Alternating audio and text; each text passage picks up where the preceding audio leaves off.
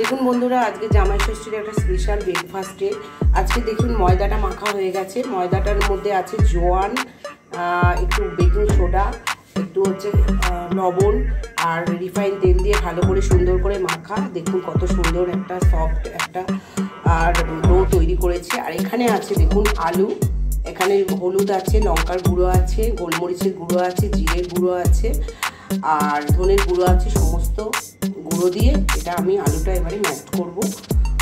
দেখুন আমরা এরপরে আমি চলে আসছি। দেখুন আলুটা কীভাবে আমি একটু ম্যাশ করছি। দেখুন এটা একদম নরম করে নেব, তারপরে আমি পরোটার দিকে যাব। দেখুন আমার এইদিকে ডো করছি। আমি পরোটার লেচিগুলো যেরকম নর্মাল পরোটা হয় সেরকমই পরোটার লেচি করবে। দেখুন আমি ডো করছি আর এদিকে দেখুন আমাদের আলুটা মাখা প্রায় কমপ্লিট। আর দেখুন আমি কিভাবে পুর বানাচ্ছি। আগে আমি এটা যেরকম পুলি পিঠে করে সেরকম করে আমি আগে এটা একটা ঠুলি বানিয়ে নেব। এরপর আমি দেখুন এখানে আমাদের যে আলু আছে সেই আলুটা এর মধ্যে দেবো, দিয়ে আস্তে করে ঠুলিটা মুখটা আমি মুড়ে দেবো। দিয়ে দেখুন কীরকমভাবে মুড়ছি। প্রত্যেকটা নিয়ে একটা পুটুলির মতো করে আমি এটা জাস্ট এই মতো করে মুড়ে দিয়ে জাস্ট এইভাবে উল্টে আমি বসিয়ে দেবো। দেখুন বন্ধুরা আমার এই লেচি সব প্রায় কমপ্লিট হয়ে গেছে।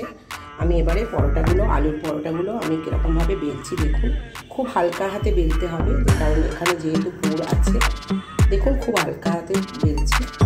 আপনারা চাইলে এতে একটু ধনেপাতাও অ্যাড করে দিতে পারেন। আমার ধনেপাতাটা আমি স্কিপ করে গেছি। দেখুন খুব নরম হাতে আলতো করে করছি। দেখুন আমার একটা বেলাই হয়ে গেল।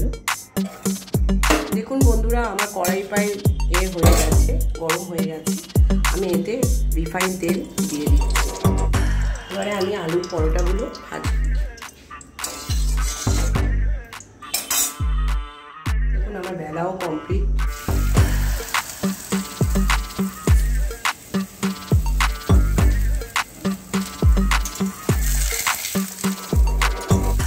জল ছিল। দেখুন বন্ধুরা আমি আর একটাই কড়াইতে তেল দিলাম। আমি আর একটা আলুর পরোটা দিয়ে দিলাম।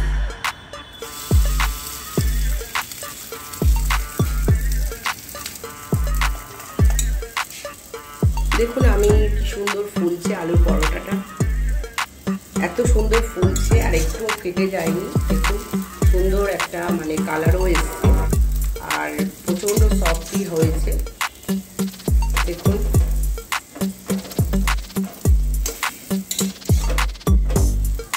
পরোটাগুলো হয়ে গেছে। দেখুন কতটা সফট, কতটা নরম হয়েছে। দেখুন আমি দেখুন কতটা সুন্দর ছেড়া যাচ্ছে। ঠিক আছে বন্ধুরা, আমরা তাহলে যদি ভালো লাগে আমার রেসিপিটা তাহলে আপনারা দেখবেন। আর আমি আমার ছেলেকে পরোটা দিচ্ছি। এটা আমাদের ব্রেকফাস্টে আপনারা দেখতে পাবেন কেমন হয়েছে বলুন। আমার এই রেসিপি আলুর যে পরোটাটা বানালাম আমার ছেলে বসে খাচ্ছে। আজ জামাই ষষ্ঠীতে আমাদের তো কোনো জামাই ষষ্ঠীর কোনো ব্যাপার নেই, কিন্তু তবুও আমি আজকে সকালে বানালাম। দেখি ও খেয়ে কি বলে। জানি আমার ছেলে ভালো বলবে, তবু ওর একটা মানে খারাপ ভালোর একটা ব্যাপার আছে।